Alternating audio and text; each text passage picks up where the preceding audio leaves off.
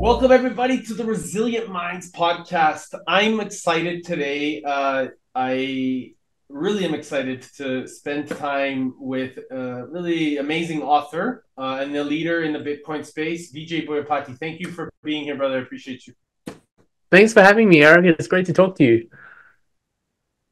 Likewise, brother. Honestly, I read your book and immediately I needed to reach out and just really take in the importance of not only your wisdom, but also more people I believe really needs to understand the fundamentals. But before we get into that, I'd love for you to share just a little bit of insight about, your background, your knowledge, how long you've been in the space, because I think that that's fundamental in how we move forward.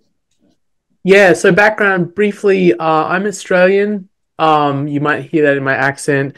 Moved to the US to do a PhD in computer science. So by training, I'm a computer scientist. Didn't end up doing the PhD, went and got a job, and ended up at Google when it was a much smaller company. It was a few hundred people. Spent my first few years of my career there. Then I left Google to do some political campaigning in the 2008 presidential election in the US. Campaigning for a political candidate named Ron Paul, who is a hero of mine. First guy to really talk about the importance of sound money, the impact it has on our civilization, and the detrimental impact it has when we have a fiat standard. That didn't work out, unfortunately, and I got to learn a little bit about the political process, and it was a bit of a shock to my system, and was a little bit dejected for a few years. But then came across Bitcoin in 2011, and because of my background in Austrian economics, I recognized it fairly quickly as a new form of money, and was absolutely fascinated by it, and spent many years going down the rabbit hole trying to understand what I think is the most important question in economics today, which is, how does Bitcoin have any value? That's a profoundly interesting, important question. This new form of money created out of thin air that has value on the market, has a price level.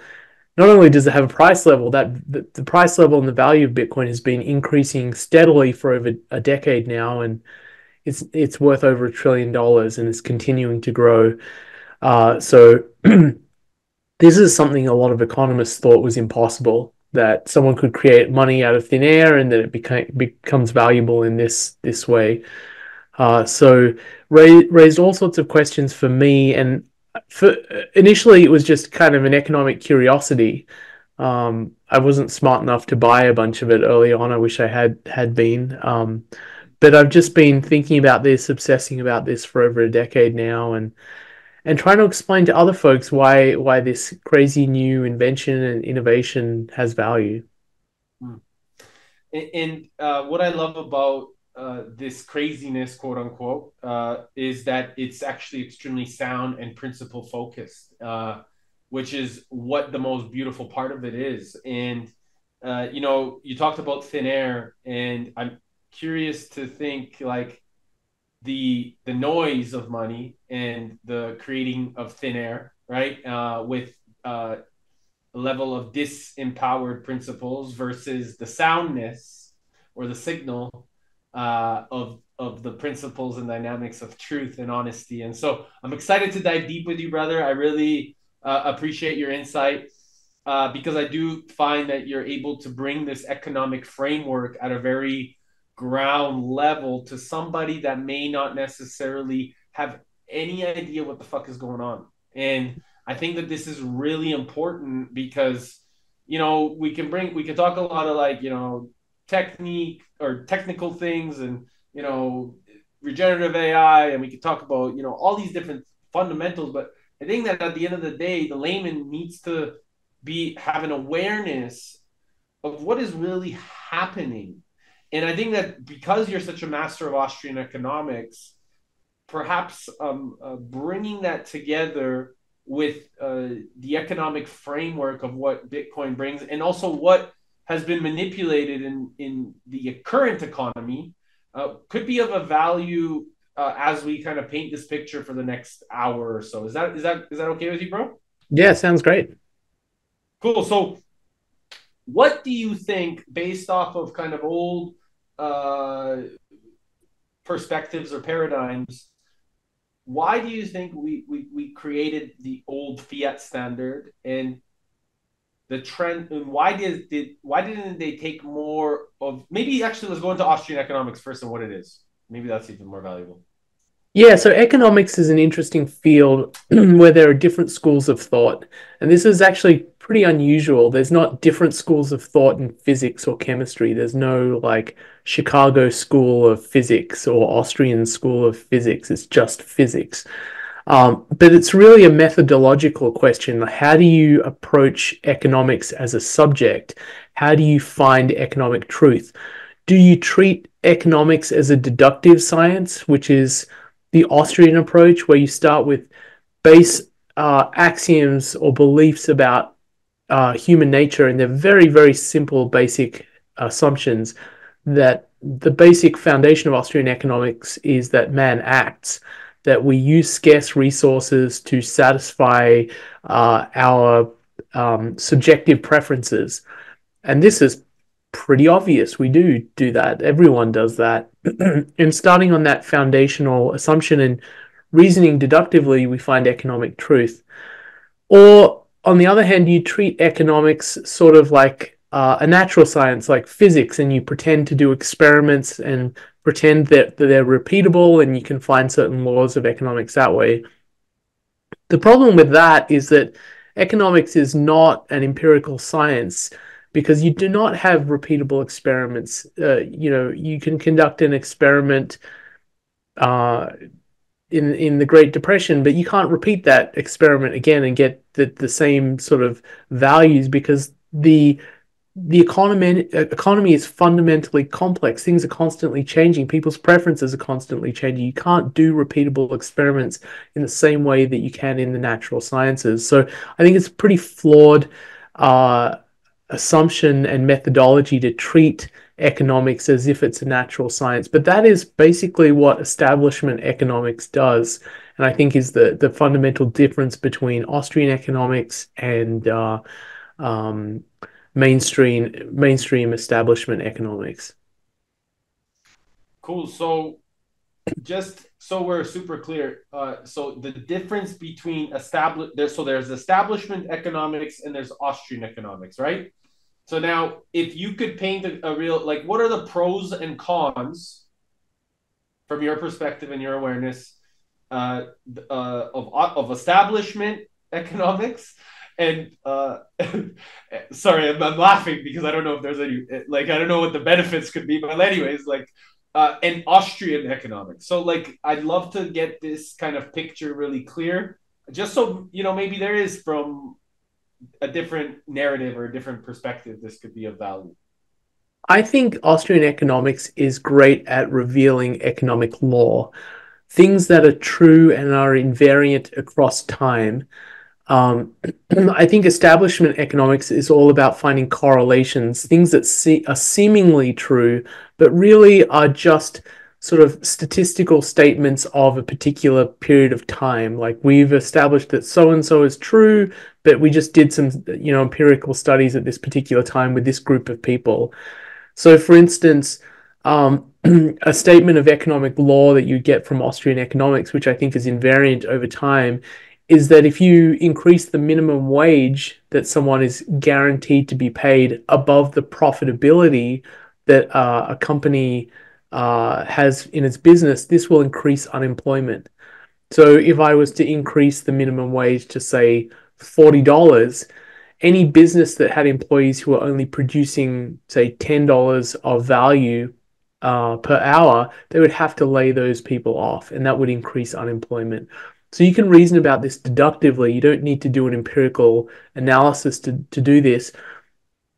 And if you do an empirical analysis and it looks like the minimum wage was increased, but unemployment didn't go up, then that doesn't undermine the truth of that economic law. It just says that there are other factors involved at the same time. So Austrian economics, the statements of economic law that it produces are things like, if all things are held equal, an increase in the minimum wage will increase unemployment. So what it's doing is it's isolating a factor and telling you what the causal relationship of that factor is. You increase one thing, it'll result in another thing. Now, our economies are complex and there are a lot of things happening at the same time. Another way of thinking about this is like, imagine a forest fire. You light a match and you drop the match and it causes a forest fire. And the causal reason for the forest fire is the match.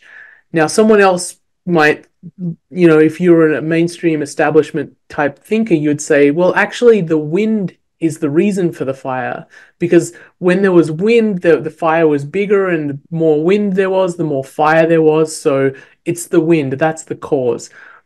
An Austrian would say, no, that's not the cause. The cause is the match. So it's really about causality, trying to tease out economic causality. What causes what?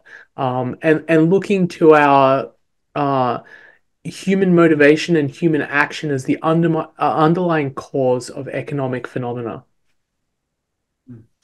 Human action, love it. And inaction, it's interesting how you bring that to the next. You finish that. So when it comes to Austrian economics and establishment economics, how do you feel that now affects the human action, especially inside of, for example, our existing economy or banking, central banks, Federal Reserves, things like this?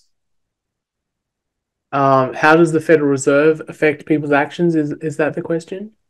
No, how does human action based off of establishment economics versus Austrian economics affect the decisions of what's happening inside of these central banks?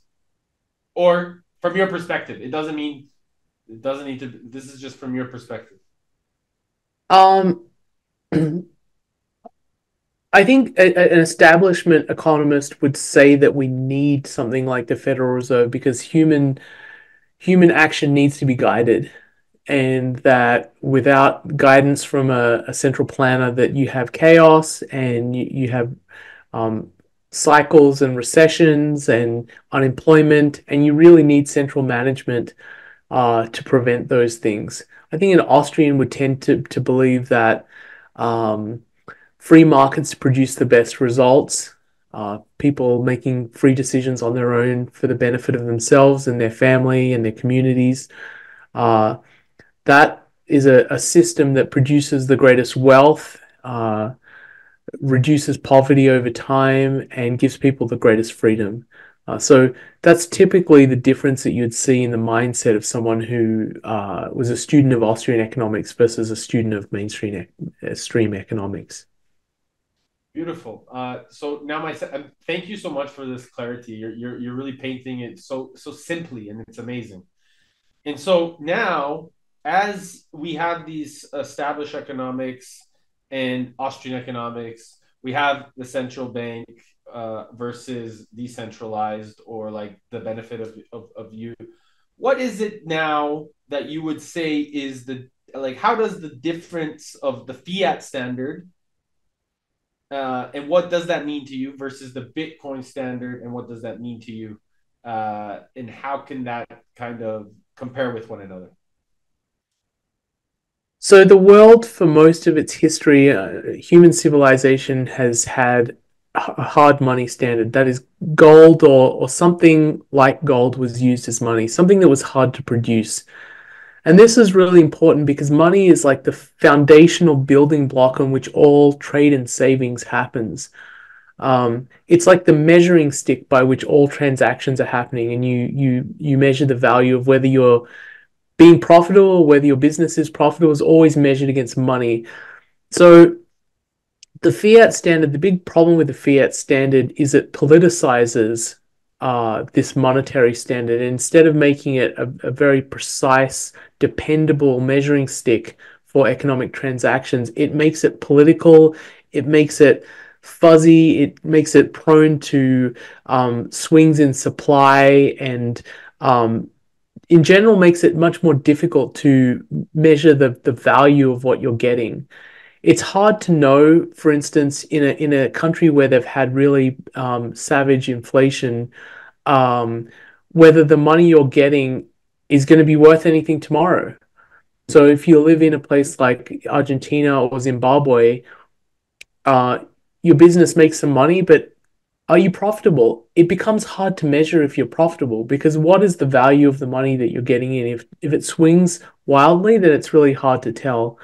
I have a story about this. I have a friend who was born in Argentina, and he told me that when he was a kid, when he would go to the grocery store, the person who put prices on the goods would move around the store and update the prices continuously, because the prices were increasing so rapidly that they had to update the prices. And the problem with that is it just becomes really, really difficult to know, like, how much should I charge people? Because if I don't charge them enough, then the costs for me to acquire the goods are going to make it so my business is unprofitable. And it just means that that foundation, the monetary foundation, has been corrupted. And it's really hard to build an economic system on top of a corrupted foundation.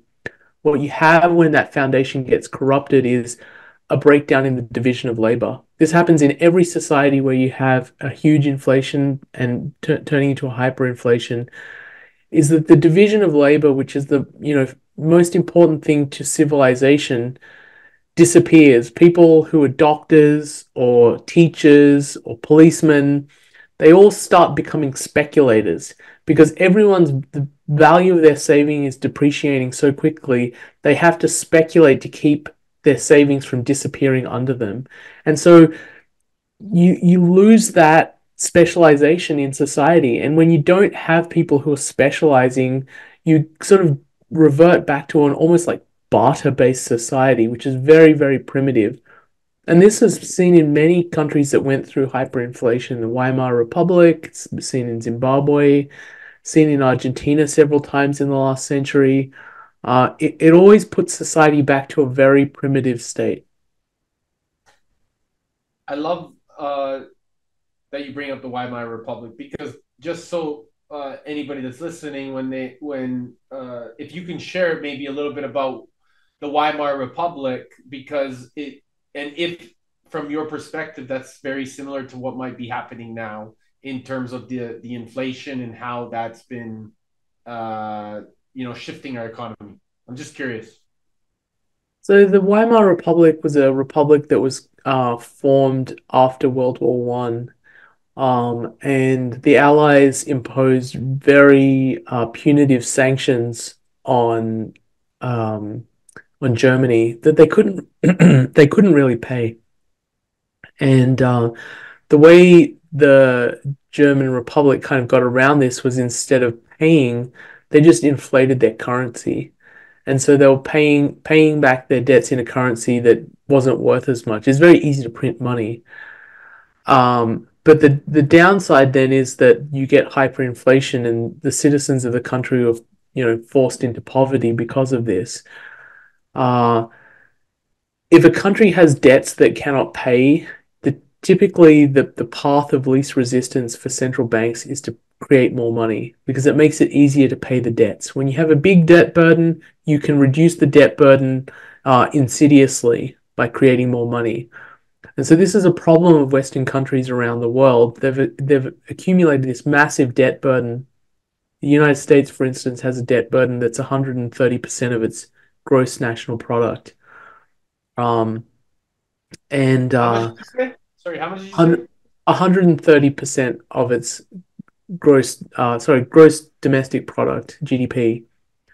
The problem is that that debt burden becomes difficult to service, right? You've got to pay interest on that debt. And eventually the interest payments become so large that you can't tax people enough to get enough revenue to pay those interest payments. And then you face a very difficult question. Do you default on the debt, which destroys the credit rating of the country? Um, or do you inflate the money supply so that the debt is easier to service?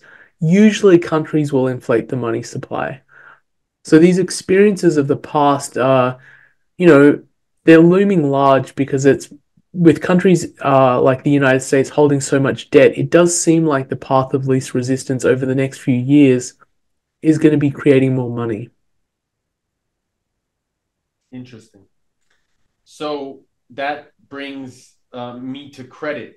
So does it mean that they're taking out more credit? And what I guess does that, if they're printing more money, does that mean they need more credit? Is like explain. What are your thoughts here? So the United States is running a large deficit, which means that it cannot fund its operations. So the United States pays for various things, the military and Social Security and Department of Education and FBI. You know, it has all of these big departments that it has to pay for, and it doesn't have enough money to pay for them. So it taxes the U.S. population, and the taxation isn't enough to fund uh, um, their spending. So the way they do that is they just accumulate debt. They go to the debt market and they sell debt, and they use the funds that they raise in the debt market to pay for the difference between what they, are able to pay and what they're actually spending. And so what that means is over time they're just accumulating the debt. The debt is going up and up and up. The problem though is that there's interest on that debt. You have to currently the interest rate on the debt is the short term is around 5%, and on long term rates is around 4%. 4% on $30 trillion is what's the interest payment on that? That's probably like close to $1.5 trillion that the US has to pay. $1.5 trillion in interest payments. And the debt's not getting smaller, it's getting bigger. These deficits are being run every single year. Uh, and it doesn't seem like there's any political will from either side in the US. And this is true across all Western countries, I should say. It's not just the US. There isn't a political desire to fix this problem. It's just getting bigger and bigger and bigger. And then you have a moment of crisis at some point in the future where the bond market probably doesn't want to fund the US anymore. So what happens then? That's the question. I think that's when you get a moment of like hyperinflation that you've seen in past examples like the Weimar Republic, where the government says we need to fix this problem. The only way we can fix it is by printing a lot more money. So this is something very similar to what happened just before World War II in the Weimar Republic. Just after World War One in the Weimar Republic, I think there are definitely certain similarities between the two. And other episodes of hyperinflation, you have the precursors where you have an increasing debt burden, um, and it's just not being addressed. They didn't address it in the Weimar Republic. They didn't find a structural solution which said we have this massive debt obligation that we owe to the Allies. How do we fix this? How do we structure it in a way that can be paid? I mean, these questions are sort of similar to questions of individuals too, right? It's possible for a person to go into so much credit card debt they can't pay it back, and then they have to go into bankruptcy. They have to figure out a way to restructure their lives, to spend less, to save more. And this is exactly the same idea with nation states. It's just that nation states don't seem to have the same level of responsibility as individuals, and the political dynamic in these countries is such that a solution is almost impossible to find. Fascinating. So when it comes to, and it's interesting because yet there's always a solution to pay for, what did you say? There's like the CIA, the FBI, the all the wars. There's always a solution there, right? But yet the same people that we're actually wanting to take care of within these borders, there's a struggle or there's a way to tax them. That's what I'm hearing. Yeah, I don't know. Yeah. So there are a couple of problems. One is it's hard to wind back spending Mhm. because once you've promised people that they're going to get benefits of one sort or another, it's very politically difficult to say, actually, we need to cut that. It's almost, I would say it's politically impossible to reduce Social Security in the US. It's a topic that no politician wants to touch because uh, explaining the truth to the American people and saying, hey, we can't actually afford this, so we're going to cut back your benefits is really difficult. People will not vote for someone who tells the truth. And so the incentives here are not aligned to finding a solution. um, it's much easier to tell people as a politician, hey, I'm just going to give you more benefits and push the can down the road and say this isn't my problem. This is a problem for the next generation of politicians.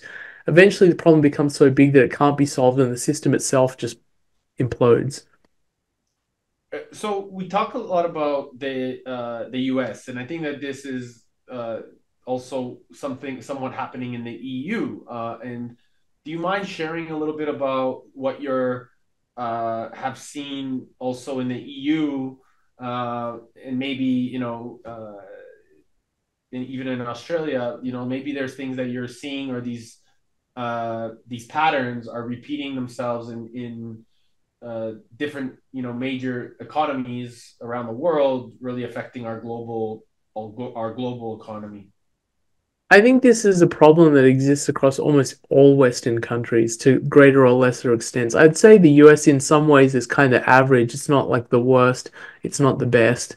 Um, if I was trying to pick a country that's in a really bad shape, I would say it's Japan. Uh, Japan's debt to its GDP level is one of the highest in the Western world, and they have very low interest rates in Japan, and they can't really increase those interest rates because if they increase them, the interest rate in Japan is close to 0%. If they were to increase that rate of interest, um, even to 2 or 3%, then they would not be able to service their debt anymore. The government would no longer be able to service its debt. So, um, yeah, it is a problem across the world, and it seems like there is no country which is confronting it. It doesn't seem like there's a political will to confront it, at least anywhere that I have seen. What are you seeing in because I hear too like a lot of EU regulations, and I don't know, like have you heard of any of these EU regulations? Because I know like maybe mutual friends of ours are going up against a lot of this EU regulation against the Bitcoin standard, that things are actually trying to limit that ability for people to actually step up to that level of integrity, because how credit and Bitcoin compare with each other. So maybe if you can touch on what credit and how it compares to the Bitcoin system, uh, before we go into the EU side of things. Because actually, hold on, I'll take us back a moment, because I apologize. Perhaps the Bitcoin standard, maybe illuminating a small understanding of what that really means to you would be great. A Bitcoin standard to me uh, means a world where I can trust that my savings are safe, that the time I spend, the fruit of my labor is safe, and that I can transmit it through time and space safely. Um, I don't have that now. I don't have the ability to. I don't have the belief that if I keep my savings in dollars, or if I lived in Europe in euros, that I could keep it safely through time. And also through space. I think that's another thing. If I want to transmit my money or my value to someone on the other side of the world, I don't want to have to ask permission. It's my savings, it's what I earned through my hard work. I should have the freedom to be able to give it to whoever I want without the permission of the banking system. So to me, a Bitcoin standard is a world that's much freer. It's a more prosperous world.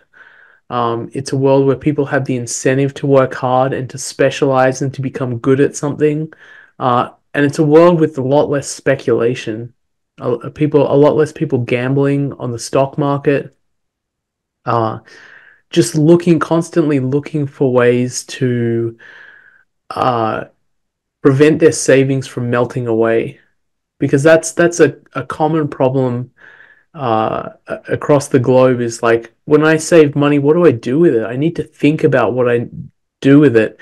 On a sound money standard, you don't have to worry about that. You keep your savings in money, and you don't have to worry because money keeps its value and it increases in value over time.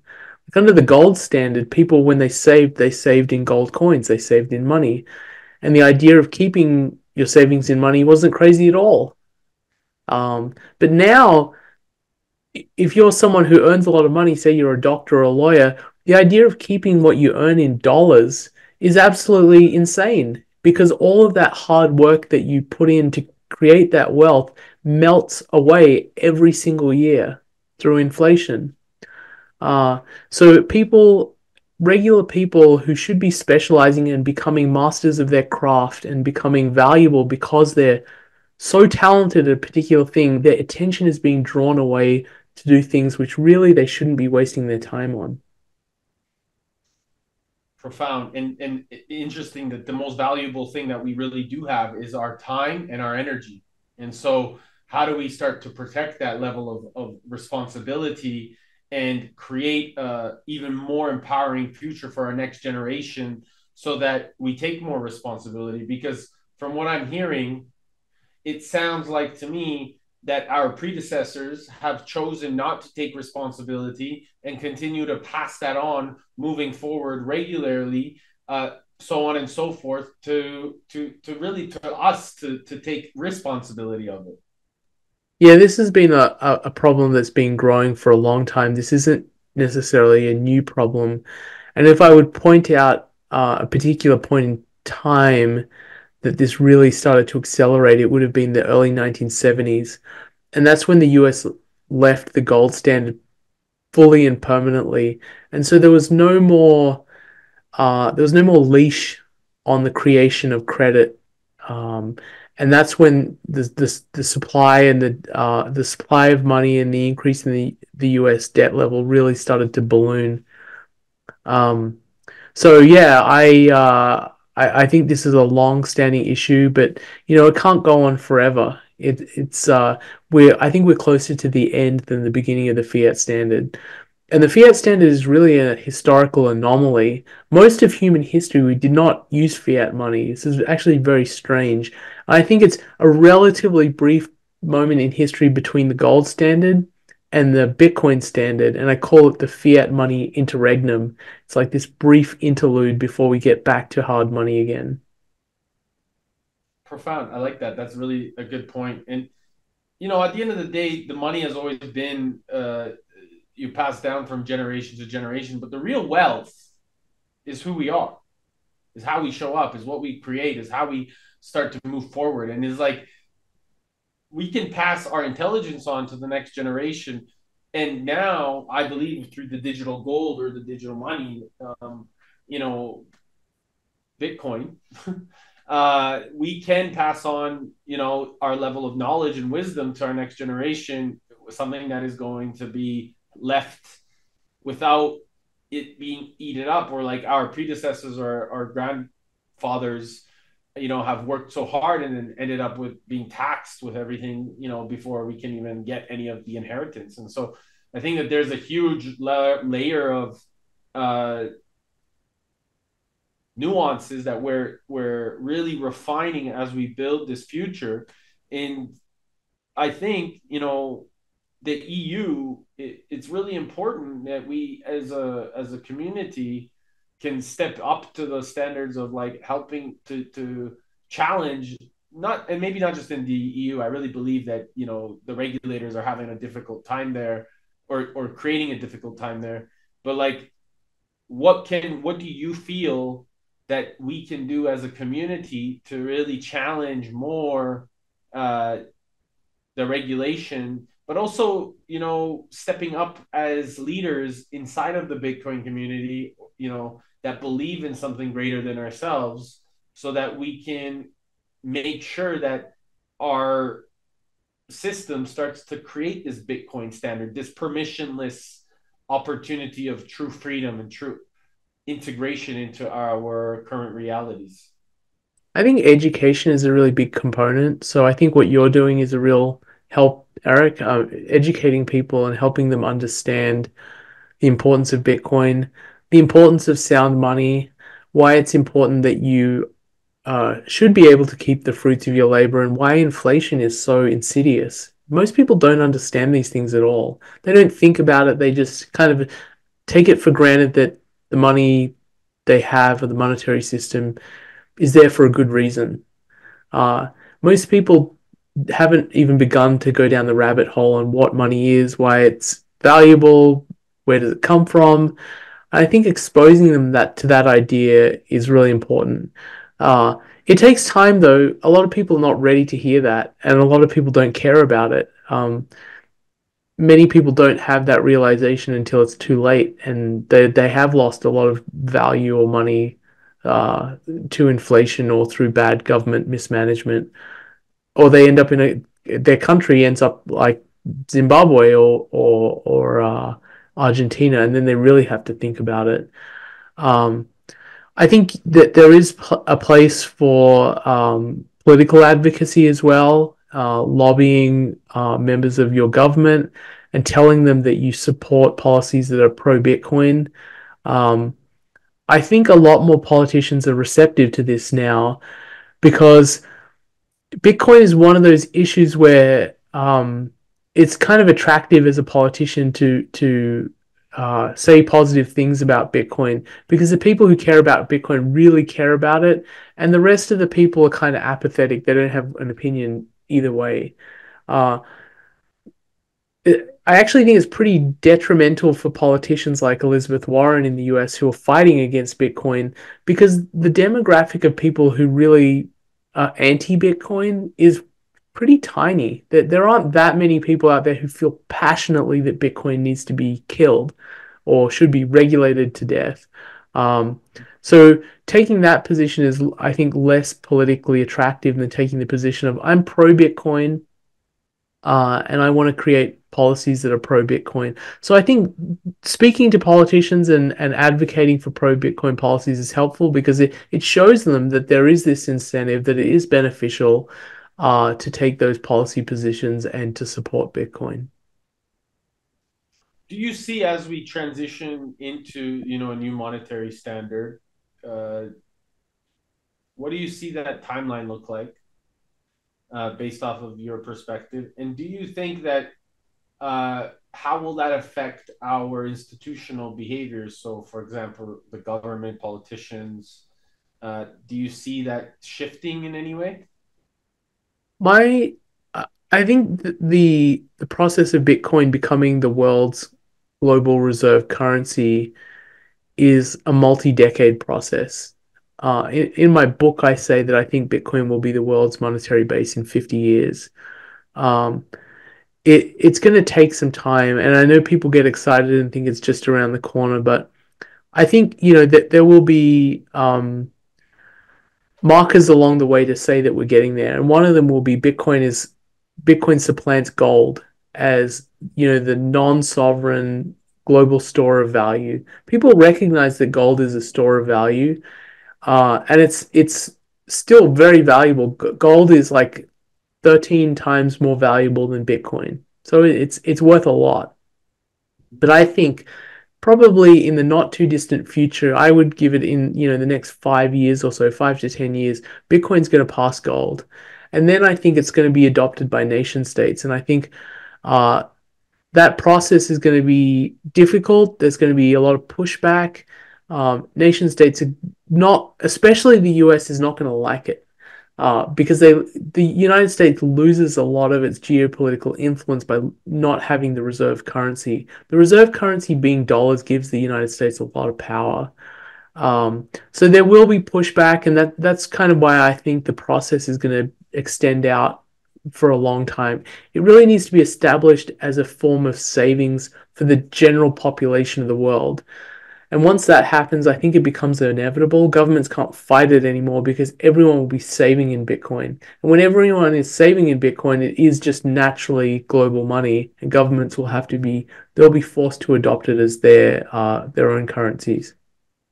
So I'm curious to understand, what do you think that needs to uh, speed up that behavior? Because I really don't see, I mean, the fiat standard being a valuable condition for the next 5 decades.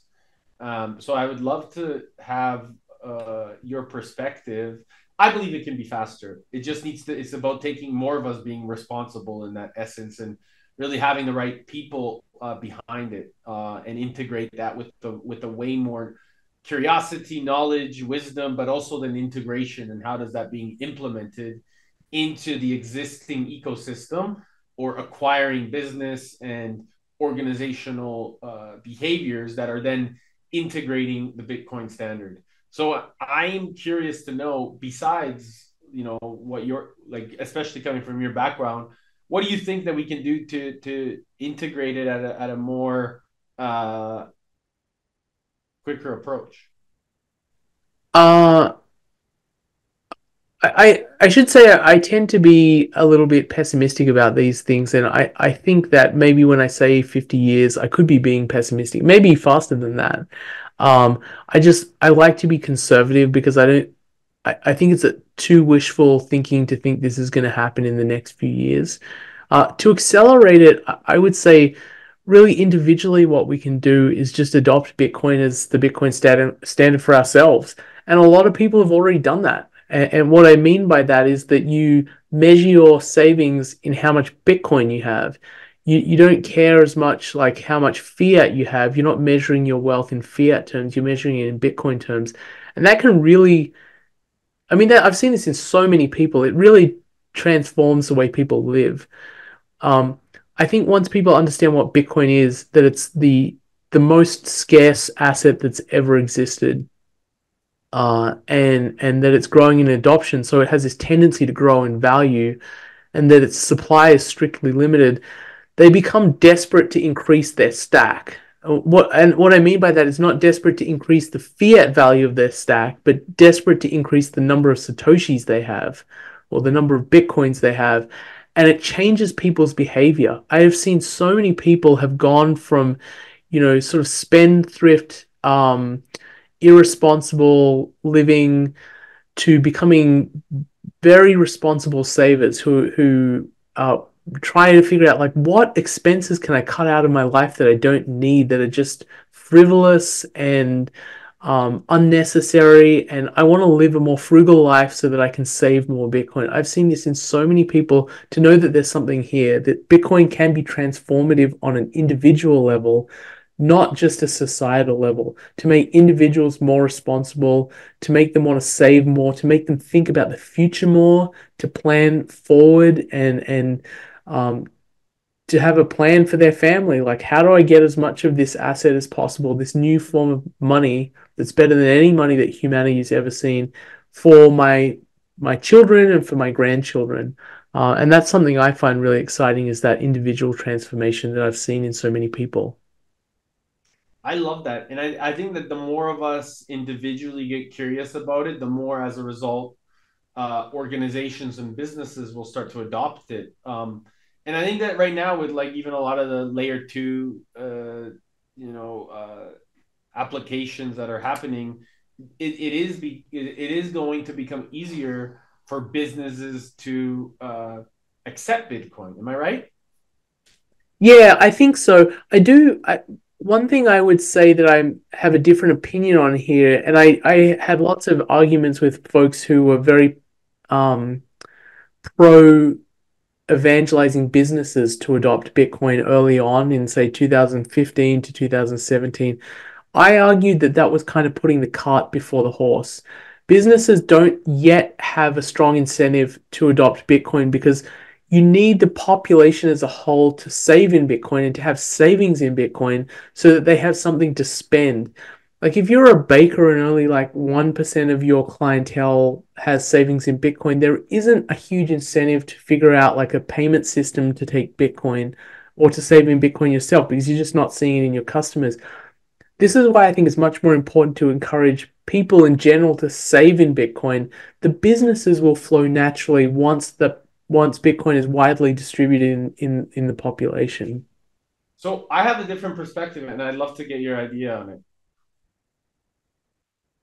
I believe that as a result, because there is such a natural flow of bigger organizations, corporate culture, and things like this, that if they apply and implement a Bitcoin standard within their ecosystem, they can start paying and integrating that level of communication inside of their organization, and as a result, it empowers their team to then get paid with the Bitcoins as well, and then use that across different organizations. And then if they're accepting that as well, it encourages people to say, hey, like the only way that we really are willing to work with you, or this is an opportunity for us to work with you, is by paying us with Bitcoin. And I think at a fundamental level, it brings a lot of different organizational responsibility and changes the culture from a higher perspective, meaning that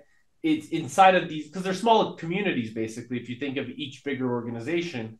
And then as a result, they get to impact their immediate community by paying them on the Bitcoin standard, by themselves adopting it, so that then they can pay them. And then as a result, it creates this internal ecosystem and more of a circular economy. But then in addition to that, then the people within that um, ecosystem or community can go out to these other, and they get more educated because their CEO or their leader has decided to adopt a new way to encourage his community or communities or ecosystem to support. And so, what are your thoughts on this? I'm curious. I think that just in my experience, my observation, this works if the management or the leadership of the company has already been orange pilled. It's very hard to do this. So MicroStrategy and Michael Saylor is a good example of this. He orange pilled himself, and in the case of MicroStrategy, he has a lot of executive power in that company. Some companies they don't actually have a lot of executive power. A lot of power is in the board of the company, and it's hard for the CEO to make unilateral decisions like, hey, I want to, like, Tim Cook is probably a good example of this. He's the CEO of Apple. Um, it would be very difficult for him to unilaterally just say, hey, we're doing everything on Bitcoin now, because he would need to consult with the board. He doesn't have that unilateral control that Michael Saylor does. And he's not orange pilled as well. So my perspective is this has been pretty rare for this kind of thing to happen. I do think it will happen, but it needs to happen from a sort of more organic, ground up, um, customer demand situation where customers are like, hey, I've got money and I have a lot of my savings in Bitcoin and I want to spend them. Like, I want to come to Apple and buy stuff with Bitcoin. If Apple had enough of its customers knocking on its door saying, I want to buy my iPhone with Bitcoin, they would adopt Bitcoin. The problem is it's just not widely adopted enough. Like, the number of people on Earth who own Bitcoin is probably still in the ballpark of 1 to 2% of the world's population. It's still a tiny fraction of global adoption. So we still have a lot of growing to do. I love it, and I totally agree with you. I think being able to integrate and purchase products, especially with what $150 billion on the balance sheet in cash at Apple, it would probably create a really great opportunity and responsibility inside of that organization to then build the ecosystem. But then as a result, also going into Apple and buying these at a company level, right? Being able to go and purchase, I think that there's an opportunity where we can really integrate at that organizational capacity. So I see a huge opportunity and a great solution here, and I'm excited to continue to integrate this with a lot of insight and growth. So then, as a result, more people, whether they have a board or not, are recognizing that it is in benefit of their organization, it is in benefit of the people that are inside of that organization, and it is in benefit of us as a whole, because at the end of the day, we're all just mirrors of each other here to support each other at the highest level. So this is exciting news to hear from you, brother, and I tremendously really appreciate your wisdom, your knowledge, your insight. It really meant a lot to me, bro. It's my pleasure, Eric. It's great speaking with you. Likewise, brother. If anybody wants to find out more about you and the amazing book, The Bullish Case for Bitcoin, please, first of all, anybody who wants to read that book is amazing. I loved it. If you think that there's brilliance here in this conversation, just check out the book. It will really guide you in a great direction. But in addition to that, my brother, please, Vijay, tell us what we can do to find out more information, what you're up to, how people, if they want to reach out and work with you, what is the best way to connect? Yeah, probably the best place to connect with me is on Twitter, or I should say X, now. And I'm real_Vijay, so REAL_VIJAY. And you'll find me on Twitter. I talk about Bitcoin a lot. I'm really excited about Bitcoin and how it's going to change our world and make the world a better place for my kids. So yeah, find me on X. I love it, brother. Thank you so much. And I have one last question. If you had 3 days left to live, what would you do? 3 days left to live. What would I do? I think I would spend every minute of it with my family, with my kids and my wife, and just how amazing they are, and tell them how much I love them. And just spend every minute being with them. Even just the little things like reading my kids a book makes me happy. So I think that's how I'd spend it.